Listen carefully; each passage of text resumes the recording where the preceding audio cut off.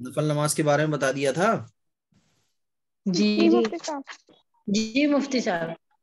چلیے آج ہم لوگ اور بھی بہت ساری چیزیں انشاءاللہ جو ہماری رہ گئی ہیں باقی کی ان ساری چیزوں کے بارے میں پڑھیں گے. دیکھیے 4 چیزیں میں نے آپ لوگوں کو شاید جب ہم لوگوں کی کلاس اسٹارٹ ہوئی تھی تبھی بتایا تھا کہ دین اسلام کے جو اعمال ہیں اور جو احکام ہیں، یعنی دین اسلام کی جو چیزیں ہیں وہ 4 چیزوں سے نکلتی ہیں، ہے نا. یعنی دین اسلام کی کوئی بھی جو چیز ہوگی وہ 4 چیزوں سے ثابت ہوتی ہے. ایک تو قرآن مجید، نمبر 2 حدیث، نمبر 3 اجماع امت، اور نمبر 4 قیاس. ہے نا، شروع میں پڑھایا تھا نا میں نے آپ لوگوں کو یہ. ارے پڑھایا تھا کہ نہیں پڑھایا تھا؟ نہیں پڑھایا تھا مفتی صاحب. پڑھایا تھا، یاد نہیں؟ نہیں پڑھایا تھا. نہیں پڑھایا مفتی صاحب. نہیں پڑھایا. چلو تو قرآن جو مفتی صاحب ہم لوگ اسلام کے کے جو بیچ میں نہیں احکام پڑھا ہیں، ہے. ہاں چلو کوئی بات نہیں. اسلام کے جو احکام ہیں یعنی اسلام کی جو چیزیں ہیں، کوئی بھی چیز آپ اگر اسلام کی دیکھو گی، جیسے کہ نماز ہے تو آپ کوئی پوچھے بھائی نماز یہ کہاں سے ثابت ہے، کیسے پتا کہ اسلام کا یہ پارٹ ہے؟ تو ہم دیکھیں، ہم کہیں گے کیونکہ یہ قرآن سے ثابت ہے، ٹھیک ہے، حدیث سے ثابت ہے. بھائی ہم کھانا سیدھے ہاتھ سے کھاتے ہیں، تو کھانا سیدھے ہاتھ سے کھانے کا جو حکم ہے وہ کس کا ہے؟ اسلام کا ہے. تو سیدھے ہاتھ سے جو ہم کھانا کھاتے ہیں کس کا حکم ہے؟ اسلام کا حکم ہے. کیسے پتا چلا؟ کیونکہ یہ حدیث سے ثابت ہے. جتنے بھی کام ہم کرتے ہیں اور جن چیزوں کو ہم دین کا پارٹ کہتے ہیں، تو ان چیزوں کو دین کا پارٹ ہم کیوں کہتے ہیں؟ کیونکہ یہ اسلام سے ثابت ہے. اب کیسے پتا کریں گے کہ یہ چیز اسلام سے ثابت ہے کہ نہیں ہے؟ تو 4 وے ہوتے ہیں، یعنی 4 راستے ہیں جن سے اسلام کی چیزیں ہمارے پاس آتی ہیں. نمبر 1 کہ دین کا کوئی بھی کام ہوگا وہ یا تو قرآن سے ثابت ہوگا، ہے نا، یعنی اس کا ذکر قرآن میں ہوگا.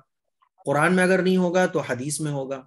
حدیث میں نہیں ہوگا تو اجماع امت سے ثابت ہوگا. وہ اجماع امت کہا جاتا ہے کہ صحابہ، بہت سارے صحابہ اکرام نے اس چیز پر عمل کیا ہو، یا اسی طرح سے صحابہ اکرام کے بعد بہت سارے دیندار لوگوں نے، بزرگان دین نے، علماء نے اس پر عمل کیا ہو، تو اس کو کہا جاتا ہے اجماع امت.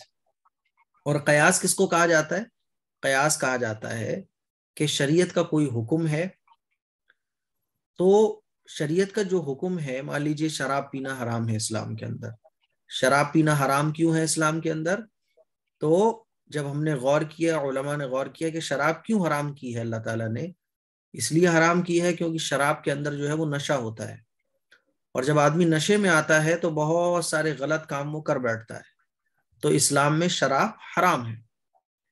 اسلام کے اندر جب شراب حرام ہے، اور شراب ہونے کی وجہ کیا پتہ چلی؟ نشے کا ہونا. تو یہ نشے والی چیز جس چیز کے اندر ہوگی وہ چیز بھی حرام ہوگی. تو اب مان لیجیے کوئی ایسی چیز ہے جو شراب نہیں ہے، کوئی کھانے کی چیز ہے، اس میں اندر نشہ ملا ہوا ہے، جیسے کہ کوکین ہے آج کل، ہے نا، کوکین جو ہوتی ہے، اور بھی بہت ساری نشے کرنے والی چیزیں ہوتی ہیں. تو وہ شراب تو نہیں ہوتی لیکن ان کے اندر نشہ ہوتا ہے. تو اس میں بھی آواز آ رہی ہے میری؟ جی ہاں. تو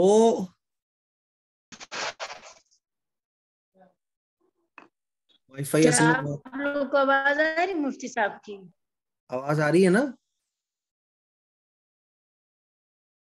جی آ رہی ہے. تو جو شراب کے اندر جو وجہ تھی حرام ہونے کی، نشے کا ہونا، وہی چیز اگر کسی دوسری چیز میں پائی جاتی ہے، مان لیجیے کوئی کھانے کی چیز ہے، کوئی اور چیز ہے جو شراب نہیں ہے، تو اس کو بھی ہم نے حرام کہا. کیوں کہا؟ کیونکہ یہ قیاس سے ثابت ہے. تو قیاس کہا جاتا ہے کہ کوئی ایک چیز جو قرآن اور حدیث سے ثابت ہو، اس کا حرام ہونا، حلال ہونا، وہی وجہ کسی دوسری چیز کے اندر پائی جائے جس کا ذکر قرآن و حدیث میں نہ ہو، تو وہی حکم اسی چیز میں لگا دینا، اس کو قیاس کہا جاتا ہے. تو جتنی بھی چیزیں اسلام کی ہیں وہ 4 طرح سے ثابت ہوتی ہیں. نمبر 1 قرآن سے، یا حدیث سے، یا اجماع امت سے، یا قیاس سے. تو یہ 4 وے ہیں شریعت کے احکام ہم تک آنے کے، ٹھیک ہے. تو اس کو کہا جاتا ہے اصول اربعہ. کیا کہا جاتا ہے اس کو؟ اصول اربعہ. کہ دین اسلام کے جو احکام ہیں، جن چیزوں ثابت ہوتے ہیں، وہ 4 چیزیں ہیں: قرآن، حدیث، اجماع امت اور قیاس. आवाज नहीं आ रही। अरे आवाज अभी भी नहीं आ रही। हमारे पास तो आ रही है। आवाज आ रही, हमें भी आ रही है। आवाज आ रही है, सबको आ रही है क्यों आवाज क्यों मेरी? गए? जी हमारी तो आ रही है। जी मुफ्ती साहब आ रही है। चलो अच्छी बात है। तो ये चार चीजें आप लोग याद रखिएगा, कुरान, हदीस, इजमाय उम्मत और कयास। अब आइए जानते हैं, जैसे कि पिछली क्लास में मैंने आप लोगों को नमाज के बारे में बताया था, अब कज़ा नमाज के बारे में कुछ चीजें आप लोग जान लीजिए कि कज़ा नमाजें किसको कहा जाता है और कैसे पढ़ी जाती हैं। देखो, असल नमाज वही है जो वक्त पर पढ़ी जाए, ठीक है, नमाज तो असल में वही है जो वक्त पर पढ़ी जाए, लेकिन वक्त में अगर कोई नमाज ना पढ़ सके तो नमाज जो है वो माफ नहीं होती, बल्कि हमारे जिम्मे में फर्ज रहती है। बाद में यानी वक्त निकलने के बाद जो नमाज पढ़ी जाती है उसको कज़ा कहते हैं। गफलत की वजह से या बेदीनी की वजह से बाज लोगों को ये पता ही नहीं चलता कि वो कब बालिग हुए थे। बालिग होने के बाद कई कई सालें गुजर जाती हैं, नमाजों की फिक्र ही नहीं होती, क्योंकि बचपन से हमारे पेरेंट हमें नहीं बताते हैं, ठीक है। तो कई कई सालों की लोगों की नमाजें रह जाती हैं। उन नमाजों को कज़ा करने का आसान तरीका ये है कि सबसे पहले तो ये सोच विचार करके पहले अंदाजा कर लें कि कितने दिनों की नमाज आपके जिम्मे में कज़ा हो सकती है, फिर लिख लें, ठीक है, कि भाई मेरे ऊपर 200 दिन की नमाज कज़ा है, मेरे ऊपर 1000 नमाजें कज़ा है, मेरे ऊपर 1500 नमाज कज़ा है, या दिन दिन के हिसाब से या नमाजों के हिसाब से आप लिख लें, ठीक है। फिर हर एक वक्त के साथ एक गुज़िश्ता नमाज कज़ा पढ़ती रहे। मान लीजिए आप जोहर की नमाज पढ़ रही है तो जोहर की नमाज में एक जोहर की नमाज पढ़ लें, असर की नमाज पढ़ रही है तो एक असर की नमाज में एक असर की कज़ा नमाज पढ़ लें। तो इस तरह से 2 साल जब गुजरेंगे कि 2 साल की कज़ा नमाज़ें कंप्लीट हो जाएंगी, 3 साल जब गुजरेंगे 3 साल की कज़ा नमाजें कंप्लीट हो जाएंगी, ठीक है। तो इस तरह से क्या होगा, धीरे धीरे आपको बड़े आसानी के साथ कज़ा नमाजें भी आपकी पूरी हो जाएंगी, ठीक है। अच्छा, इसका एक तरीका ये भी है कि आप एक दिन में 5 नमाजें पढ़ लें, 10 नमाजें पढ़ लें। मेरे कहने का मतलब ये है कि जितनी आप कज़ा नमाजें पढ़ोगी उतनी आपकी तरफ से अदा हो जाएंगी। मान लीजिए 500 नमाजें अगर किसी के ऊपर कज़ा है, तो अब ये 500 नमाजें आप एक दिन में 2 दिन की नमाजें पढ़ लो तब भी है। ये 500 को जो कज़ा नमाजें आपके ऊपर हैं ये आपको हर हाल में पढ़नी है। और इसके मैंने आपको 2 बड़ा आसान तरीका, एक तो ये बताया कि हर एक फर्ज नमाज के साथ एक कज़ा नमाज उसी टाइम की पढ़ ली जाए, या फिर आप एक दिन में 2 दिन की नमाजें, एक दिन की नमाजें सारी एक साथ कज़ा पढ़ लें, तो ये भी तरीका ठीक है, ठीक है। लेकिन इसके अलावा जो और बहुत सारी चीजें चलती हैं कि क़ज़ाए उम्री का जो ये है कि फजीलत वाली एक शब बारात आती है, या शब कद्र में एक नमाज पढ़ लो तो सारी क़ज़ाए उम्री नमाजें माफ हो जाएंगी, है ना। तो ये बिल्कुल गलत है। इस तरह की कोई नमाज नहीं होती कि सारी क़ज़ा नमाजें माफ हो जाएंगी।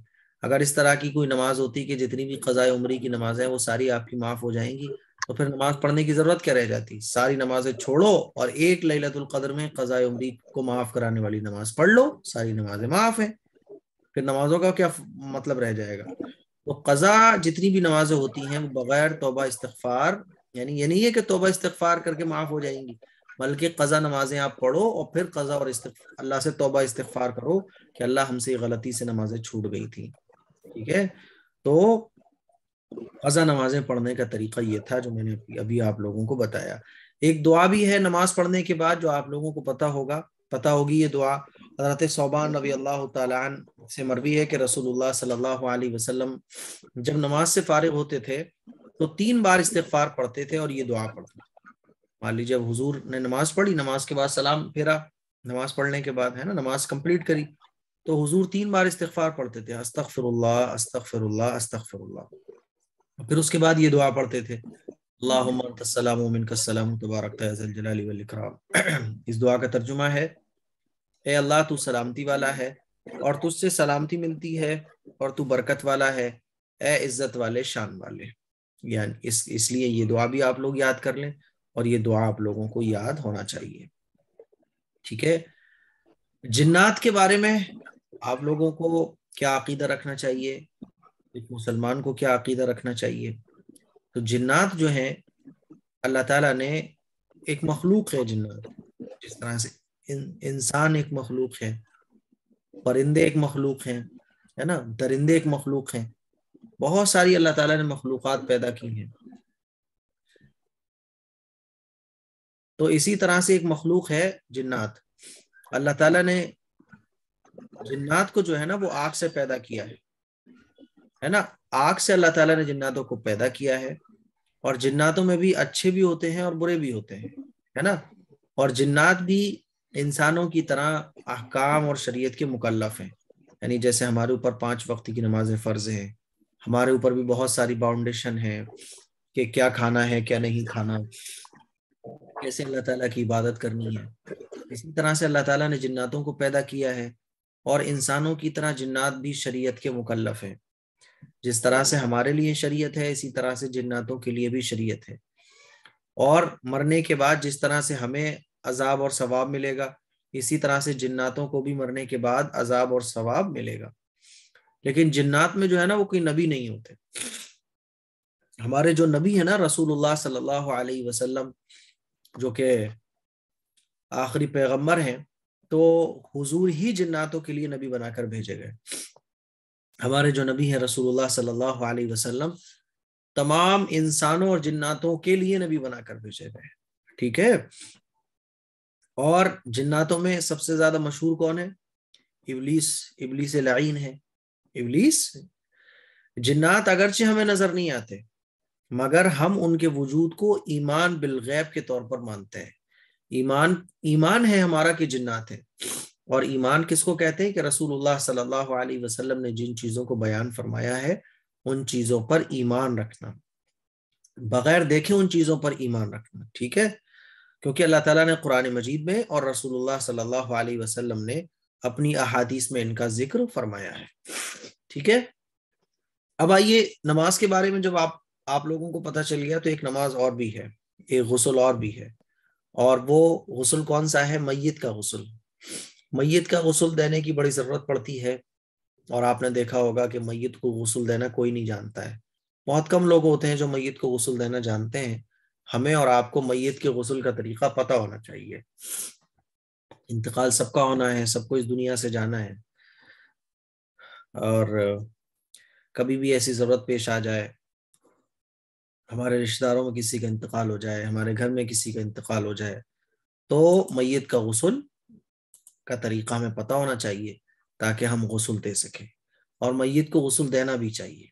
اس سے کیا ہوتا ہے کہ آخرت کی یاد پیدا ہوتی ہے دل کے اندر، آخرت کی فکر پیدا ہوتی ہے دل کے اندر. ٹھیک ہے. دیکھو میت کے غسل میں اور جو ہم لوگ غسل کرتے ہیں اس میں کوئی فرق نہیں ہے. جو ہم لوگ غسل کرتے ہیں اور میت کے غسل میں کچھ بھی فرق نہیں ہے. بس یہ ہے کہ ہم لوگ ناک میں پانی ڈالتے ہیں، کلی کرتے ہیں. میت میں یہ پاسبل نہیں ہوتا. تو کیا کیا جاتا ہے کہ گلوز پہن کر ویسے ہی منہ کو صاف کر دیا جاتا ہے، انگلی پھیر کے ہلکا پھلکا. ناک میں بھی انگلی ڈال کے ناک کو صاف کر دیا جاتا ہے. بس یہ فرق ہے، باقی کوئی فرق نہیں ہے میت کے غسل میں اور زندہ کے غسل میں. سب سے پہلے تو آپ یہ سمجھ لیں کہ میت کا جو غسل ہے اس میں کتنی چیزوں کی ضرورت پڑتی ہے. تو اس میں 14 چیزوں کی تقریباً ضرورت پڑتی ہے. اب آپ ڈریے گا مت کہ 14 چیزوں کی ضرورت، یہ 14 چیزیں کیسے یاد رکھیں گے؟ 14 چیزیں وہی ہیں جو آپ اگر یاد نہ بھی رکھو تو بھی یہ 14 چیزیں آپ یوز میں لے کر آؤ گی. یہ تو ایک طریقہ ہے جو آپ لوگوں کو پڑھانا ہے، ورنہ حقیقت یہ ہے کہ 14 چیزیں خود بخود مل جاتی ہیں. نمبر 1 غسل کا تختہ. میت کو جو غسل دیا جاتا ہے وہ لکڑی کے تختے پہ دیا جاتا ہے نا، کیونکہ وہ تختہ آسانی کے ساتھ آپ اٹھا کے رکھ سکتے ہو، اس پہ پانی آسانی کے ساتھ بہ جاتا ہے نا. کہیں اگر لکڑی کا تختہ نہیں، غسل کا تختہ نہیں مل رہا ہو تو پھر آپ جیسے چاہو ویسے کر لو. اصل تو یہ ہے کہ اس تختے پہ میت کو غسل دینے میں آسانی ہوتی ہے، اسی لیے غسل کا تختہ ضروری ہے، ورنہ تو کچھ بھی نہیں ہے. آپ جیسے چاہو ویسے غسل دے دو. پلاسٹک کا کوئی تختہ ہو، لکڑی کا ہو، کسی بھی چیز کا ہو، تختے پہ کیا ہوگا؟ میت کو لٹانا ہے نا، تو میت کو لٹانے میں آسانی ہوگی، پانی ڈالنے میں آسانی ہوگی. نمبر 1 غسل کا تختہ. نمبر 2 قینچی، کیونکہ قینچی سے کٹ پٹ کرنے کی ضرورت پڑے گی. نمبر 3 بڑی چادر 2 عدد، بڑی چادر ہونا چاہیے 2. نمبر 4 صابن. نمبر 5 ٹاول ہونا چاہیے 2 ٹاول. نمبر 5 2 ٹاول ہو گئے. نمبر 6 مشک اور کافور. آپ نے دیکھا ہوگا کھانا بنانے کی ودھی لکھی ہوتی ہے کہ اتنے اتنے ٹی اسپون یہ, اتنا سامان یہ, اتنا گوشت, اتنا یہ. وہ کیوں لکھا ہوتا ہے؟ تاکہ آپ کو بنانے میں آسانی ہو جائے. لیکن جب آپ بنانا سیکھ جاتی ہو تو ان چیزوں کی ضرورت ہی نہیں پڑتی ہے. ارے بھائی چکن بننا ہے تو گوشت تو آئے گا, چکن بننا ہے تو جو ہے چکن بننا ہے تو وہ تو نمک تو پڑے گا, چکن بننا ہے تو مرچ تو پڑے گی. تو اسی طرح سے میت کو جب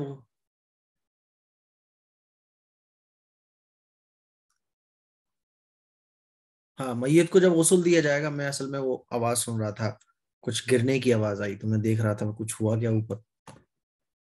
عافیہ کچھ نہ کچھ کرتی رہتی ہے تو مجھے ایسا لگا شاید وہ گر گئی.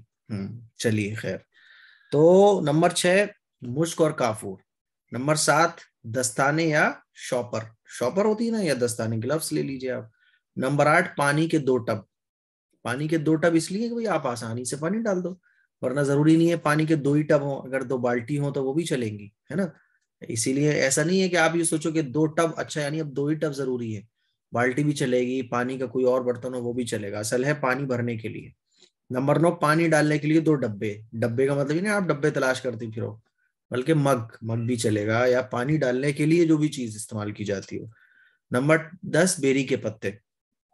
نمبر 11 روئی. نمبر 12 ٹیشو پیپر, ہے نا. ٹیشو پیپر نہیں تو مٹی کے ڈیلے بھی استعمال کر سکتے ہیں. نمبر 13 کفن. نمبر 14 چارپائی. تو یہ 14 چیزیں ہیں جن کی بڑی ضرورت پڑتی ہے. اب میت کو سنت کے مطابق غسل دینے میں جو چیزیں پیش آتی ہیں انہیں اسٹیپ بائی اسٹیپ یہاں میں نے سامنے نوٹ کیا ہوا ہے, وہ آپ کو بتانے جا رہا ہوں. نمبر 1 میت کو جس تختے پر غسل دیا جائے اس کو 3 بار یا 5 بار یا 7 دفعہ لوبان کی دھنی دینی چاہیے. لوبان کی دھنی دینا چاہیے تاکہ میت جو ہے نا, جس چیز میں کہنے کا مطلب یہ اس کو معطر کر, خوشبودار ہو جائے, ہے نا. اسی لیے مشک کافور یہ وغیرہ سب لگایا جاتا ہے. تو میت کو جس تختے پر غسل دیا جا رہا ہے اس کو 3 بار یا 5 بار یا 7 بار لوبان کی دھنی دینی چاہیے. یعنی اگر ایسا ہو جائے تو بہت اچھی بات ہے, لیکن اگر ایسا نہیں ہو رہا تو ایسا نہیں ہے کہ میت کا غسل ٹھیک نہیں ہوگا. میت کے غسل کو ٹھیک ہونے کے لیے تو بس وہی ہے, میت کو نہلانا ہے اصل تو, ٹھیک ہے. جیسے انسانوں کا غسل ہوتا ہے ویسا ہی میت کا غسل ہوتا ہے. یہ جو طریقہ ہے یہ طریقہ ہے, یعنی یہ چیزیں اگر آسانی سے ہو جاتی ہیں تو بہت اچھی بات ہے, ورنہ کوئی ایسی پریشان ہونے کی ضرورت نہیں ہے, ٹھیک ہے. پھر میت کو اس تختے کو لوبان کی دھنی دینے کے بعد کیا کرنا ہے, میت کو اس پر اس طرح لٹائیں کہ قبلہ اس کی دائیں طرف. میت کو کیسے لٹانا ہے کہ قبلہ جو ہے وہ اس کی دائیں طرف ہو. جیسے مان لیجیے قبلہ سامنے ہے تو سیدھی کروٹ پہ, ٹھیک ہے, سیدھی کروٹ پہ.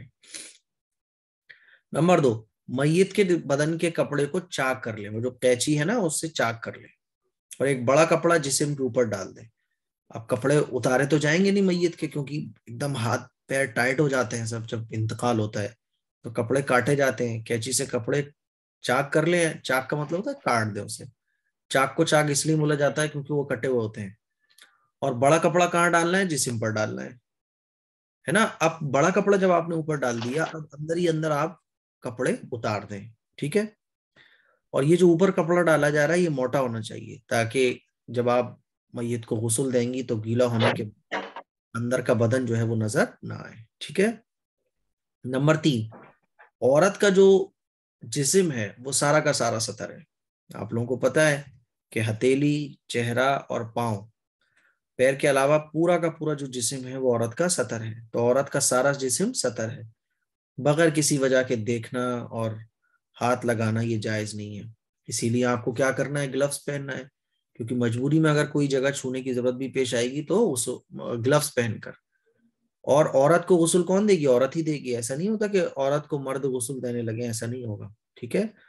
میت کو استنجا کرانے اور غسل دینے میں اس جگہ کے لیے دستانے پہن لینا چاہیے, کیونکہ غسل میں کیا کرنا ہے بھائی, شرمگاہ کو بھی دھونا ہے اور استنجا بھی کرانا ہے نا. تو آپ گلفز پہن لیجئے. گلفز پہننے کے بعد یا ہاتھ میں موٹا کپڑا پہن لیجئے, ٹھیک ہے. کہ یہ کیوں کرنا ہے, کیونکہ شرمگاہ پہ ہاتھ لگانا ہے, غسل دلانا ہے, تو کہیں بھی ہاتھ لگے گا, اور عورت کا سارا جسم سطر ہے. تو زندگی میں جن حصوں پر ہاتھ لگانا جائز نہیں ہے, اسی طرح سے مرنے کے بعد بھی ان جگہوں پر ہاتھ لگانا جائز نہیں ہے. اسی لیے دستانے وغیرہ پہن کر ہی غسل دینا چاہیے، تاکہ ضرورت پر اگر ہاتھ لگانے کی ضرورت کی وجہ سے ہاتھ لگانے کی ہمیں ضرورت ہے تو گلوز ہم پہن لیں، ٹھیک ہے۔ اور نگاہ تو ڈالنے کی اسی لیے اوپر کپڑا پر ڈالیے نا موٹا والا، اب ہاتھ سے جب ہم غسل دیں گے تو اوپر آلریڈی کپڑا پڑا ہوا ہے، دیکھنا تو کسی بھی صورت میں جائز نہیں۔ غسل شروع کرنے سے پہلے بائیں ہاتھ میں دستانہ پہن کر مٹی کے 3 یا 5 ڈیلوں یا ٹیشو پیپر سے استنجا کریں اور پھر پانی سے پاک کریں۔ دیکھو ڈیلے، اب کیا ہے کہ ڈیلے ملتے تو ہے نہیں جلدی سے، تو پریشان ہونے کی ضرورت نہیں ہے، آپ ٹیشو پیپر لے لیں یا صابن سے آپ استنجا کرا دیں، کوئی پریشانی والی بات نہیں ہے، ٹھیک ہے۔ سب سے پہلے استنجا کرائیں گے میت کو، استنجا کرانے کے بعد پھر کیا کرنا ہے، میت کو وضو کرائیں گے۔ نمبر 4 میت کو وضو کرائیں۔ وضو کیسے کرائیں گے؟ وضو میں گٹوں تک ہاتھ دھلائیں، بھائی وضو میں جیسے ہم لوگ وضو کرتے ہیں ویسے ہی وضو کرائیں گے، یہ مسنون طریقہ ہے۔ وضو میں گٹوں تک ہاتھ دھلائیں، اب کلی تو کر نہیں سکتا میت، تو کلی نہیں کرانی ہے، ٹھیک ہے، نہ کلی کرائیں اور نہ ہی ناک میں پانی ڈالیں، بلکہ روئی کا پھایا تر کر کے ہونٹوں، دانتوں اور مسولوں پر پھیر کر پھینک دیں۔ روئی کا آپ پھایا بنائیں، اس کو گیلا کر کے، میں 1 سیکنڈ میں کال ریسیو کر رہا ہوں، ٹھیک ہے۔ السلام علیکم۔ وعلیکم السلام۔ میں ابھی تو کلاس لے رہا ہوں، کتنی دیر چلے گا آپ کا پروگرام؟ تو میں ابھی کلاس لے کے آدھے گھنٹے بعد آؤں گا، ٹھیک ہے، ٹھیک ہے، السلام علیکم۔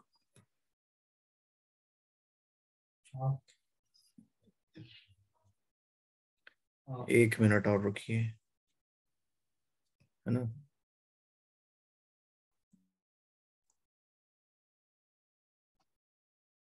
ارے غسل کا یہ میت کو، السلام علیکم، وہ جو میں نے کل آپ کو پروگرام کے بارے میں بتایا تھا ان کا کال آیا ابھی، نہیں لکھنؤ والوں کا نہیں، فیروز آباد میں، کل نہیں بتا رہا تھا میں آپ کو، چلیں گے آپ؟ آج ہی کہا ہے، ان کو کال آیا، مفتی صاحب آئے نہیں آپ، میں نے کہا چلو میں آدھے گھنٹے بعد آتا ہوں۔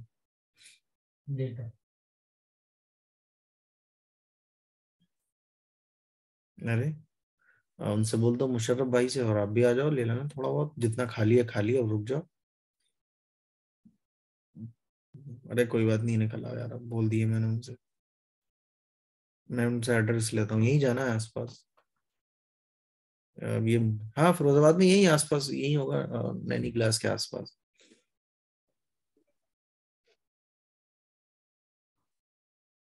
آپ کا مائنڈ ہے؟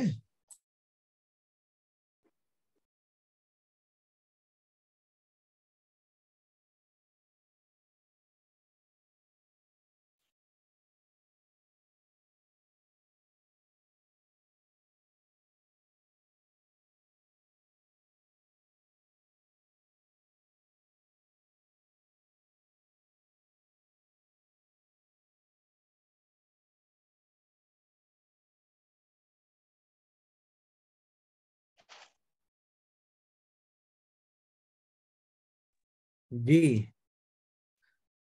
تو طریقہ سمجھ آ رہا ہے تھوڑا سا؟ دیکھو یہ جو ہے نا پریکٹیکلی چیزیں ہیں، آپ کتنا بھی اس کو پڑھ لو، لیکن جب آپ کرو گی نہیں، غسل کراؤ گی نہیں، تب تک یہ چیزیں ایک دم ذہن میں نہیں بیٹھیں گی۔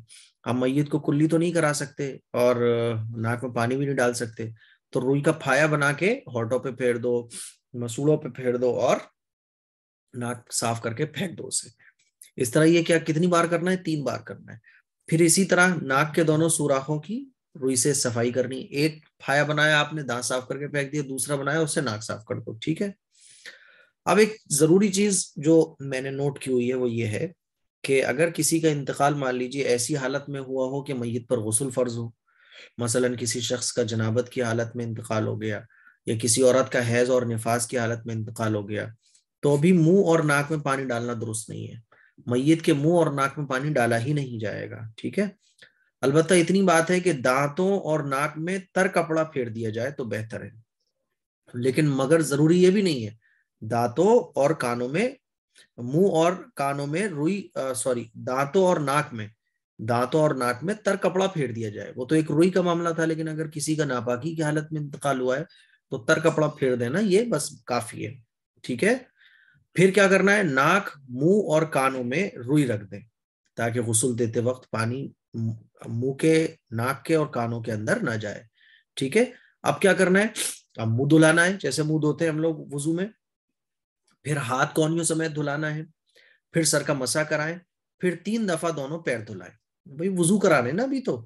اب نمبر 5, جب وضو مکمل ہو جائے تو کیا کرنا ہے, سر کو صابن سے خوب مل کر دھونا ہے. اب جب وضو پورا ہو گیا, اب سر کو اچھے طریقے سے دھونا ہے مل کے. ٹھیک ہے. نمبر 6, اب کیا کرنا ہے, میت کو بائیں کروٹ لٹانا ہے. میت کو بائیں کروٹ پر لٹانا ہے. اور وہ جو پانی تھا اس میں بیری کے پتے ڈال کے آپ اچھے طریقے سے اوٹا لیں, کیونکہ رسول اللہ صلی اللہ علیہ وسلم کے زمانے میں بیری کے پتے پانی میں ڈال کے اس لیے نہایا جاتا تھا تاکہ میل اچھے سے کٹ جائے.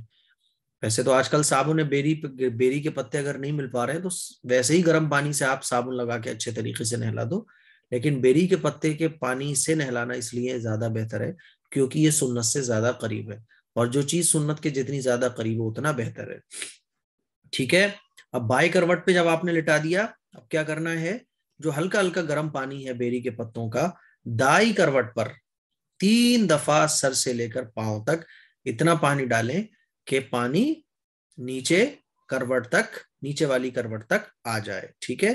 نمبر 7, پھر دائیں کروٹ پر لٹا کر کیا کرنا ہے, اب دائیں کروٹ پر لٹا دیجیے اور دائیں کروٹ پر لٹا کر اسی طرح سر سے لے کر پیر تک 3 دفعہ پانی ڈالنا ہے تاکہ نیچے والی کروٹ تک پانی آ جائے. اچھی طریقے سے پانی ڈالو تاکہ پوری باڈی ایک دم اچھے سے واش ہو جائے. نمبر 8, اب دونوں طرف ہم نے جب پانی ڈال دیا, اس کے بعد کیا کرنا ہے, میت کو اپنے بدن کی ٹیک لگا کر, میت کو آپ تھوڑا سا اٹھاؤ اور اپنے بدن کی ٹیک لگا کر اتنا کر دو جیسے بیٹھتے نا, بیٹھ جاتے ہیں لیٹے ہوئے, جیسے آپ نے دیکھا ہوگا لیٹے لیٹے بیٹھنا ہلکا سا, تو اسی طرح سے بٹھانا ہے میت کو اور اس کی پیٹ کے اوپر سے نیچے کی طرف آہستہ آہستہ ملے. دیکھیے یہ پیٹ ہے تو اس کو آہستہ آہستہ ملنا ہے, تھوڑا سا زور دے کے ملنا ہے, یوں اس طرح. یہ کیوں ملنا ہے, تاکہ اگر اندر پیٹ میں کوئی ناپاکی ہے تو وہ باہر نکل جائے, اور اگر ناپاکی کوئی باہر نکلی ہے تو اس کو اچھے سے آپ پہنچ دیں. اگر ناپاکی نکلے تو یہ نہیں ہے کہ آپ وضو دوبارہ دہرواؤ, غسل دوبارہ دہراؤ, اس کو دوبارہ دہرانے کی ضرورت نہیں ہے. ٹھیک ہے. کیونکہ میت کے وضو اور غسل کرانے کے بعد اگر کوئی ناپاکی نکلتی ہے تو اس سے میت کے وضو اور غسل میں کوئی فرق نہیں پڑتا. ٹھیک ہے. نمبر 9, اب کیا کرنا ہے, جب یہ کر لیا پھر اسے بائیں کروٹ پر لٹا کر دائیں کروٹ پر کافور ملا پانی سر سے پیر تک 3 دفعہ خوب بہا دیں. اب کافور ملا ہوا پانی خوب بہا دیں اور اس کو اس طرح بہائیں کہ پانی اچھے طریقے سے نیچے تک آ جائے. ٹھیک ہے. اب کیا کرنا ہے کہ دوسرا دستانہ پہن کر سارا بدن کسی کپڑے سے خشک کر کے دوسرا خشک کپڑا لپیٹ دیں. آپ دوسرا, وہ ایک دستانہ تو آپ نے جو یوز کیا وہ تو غسل میں کام آ گیا نا, اب دوسرا دستانہ پہن کر پورا کپڑا ٹاول وغیرہ سے اچھی طریقے سے خشک کر دے اور دوسرا کپڑا لپیٹ دیں. نمبر 10, پھر چارپائی پر کفن کے کپڑے اس طریقے سے اوپر نیچے بچھا دیں, جو آگے آپ کو کفن کے بارے میں انشاءاللہ جب میں بتاؤں گا. ویسے تو جو کفن کا کپڑا ہوتا ہے تو وہ آلریڈی سارا سیٹ کرواتا ہے, بس آپ یوں کر کے کھولیں گی تو کفن کے کپڑے آٹومیٹک سیٹ ہو جائیں گے سارے. ٹھیک ہے. اب وہ انشاءاللہ میں کل آپ لوگوں کو بتاؤں گا کہ کفن کا طریقہ کیا ہے کفن دینے کا. اب میں آپ لوگوں کو ایک ویڈیو اور بھیجوں گا, وہ ویڈیو آپ ضرور دیکھیے گا کہ میت کو غسل کیسے دیا جاتا ہے. ٹھیک ہے. اب آپ نے سارا میت کو غسل دے دیا اور اب جو ہے میت کو اٹھا کے صاف کپڑے میں جو آپ نے لپیٹا تھا میت کو اٹھا کے اب آپ کو کفن کے اوپر رکھ دینا ہے. ٹھیک ہے. اور غسل کے تختے سے غسل کے تختے کو تو آپ سائڈ میں رکھ دو, غسل کے تختے پر سے میت کو اٹھا کے آپ کفن پہ رکھ دو. باقی کا جو آگے کا پروسیس ہے وہ کفن دینے کا ہے. اچھا دیکھو, یہ جو پانی کا مسئلہ ہے کہ کافور ملا ہوا پانی ہے نا اور بیری کے پتوں کا پانی, سپوز دیٹ اگر بیری کے پتوں کا پانی نہ ملے تو کیا کرنا ہے, اور خدا نہ خواستہ مان لیجیے کافور نہ ملے تو کیا کرنا ہے. یہ جتنا بھی پورا طریقہ میں نے آپ لوگوں کو بتایا یہ مسنون طریقہ ہے, یعنی اگر ایسا ہو جائے تو بہت اچھی بات ہے, لیکن اگر ایسا نہیں ہوتا ہے تو کچھ بھی نہیں کرنا. بیری کے پتا سے ملا ہوا پانی آپ اس سے غسل دو. غسل دینے کا طریقہ بالکل سمپل ہے. آپ دیکھو بالکل اور آسان طریقہ میں آپ لوگوں کو بتاؤں, کبھی اگر دینے کی ضرورت پڑ جائے, جب آپ غسل دیتی رہو گی تو یہ چیزیں خود بخود آپ کے ہیبٹ میں آ جائیں گی. سب سے بالکل آسان طریقہ جو آپ کے سمجھ آ جائے گا وہ میں آپ لوگوں کو بتاتا ہوں. میں کلاس کا لنک دوبارہ آپ لوگوں کو شیئر کر رہا ہوں کیونکہ کلاس کٹ ہونے والی ہے.